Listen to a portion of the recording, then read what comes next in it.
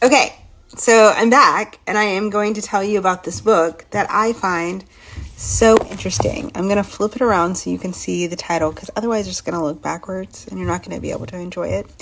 But I read about an article by this author, I think. She's a reporter and she wrote a book. And I tend to like books written by reporters because they're so well researched. Anyways, this is a fascinating book, nonfiction, so good. Hold on. Okay, so here's the book. It's by Karen Krauss, and it's called Norwich, One Tiny Vermont Town's Secret to Happiness and Excellence. Now, here's what's interesting about this little town, is that they have managed to send an Olympian and an athlete to almost every Winter Olympics for the last 30 plus years.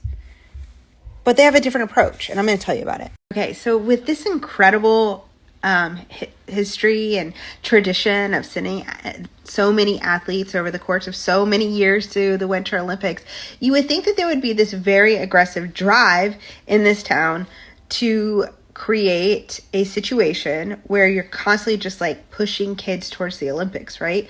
Well, they have a different approach. What they do is they encourage kids to try a sport and try different sports. And it's just like built around this idea of community and positive growth for the kid, and not so much this intense emphasis of like, you've got to go to the Olympics. If it happens, it happens. And this is so well researched because they interview these athletes who are from this little town.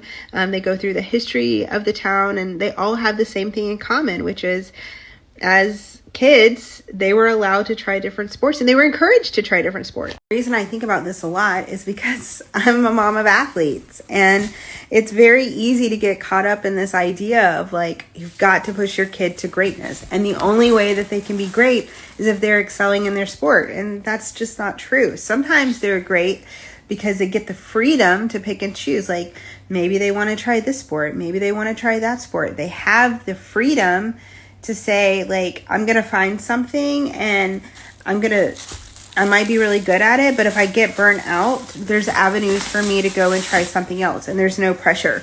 So I think about this. I think about that book all the time as a parent. I think about that book all the time as an Olympic fan.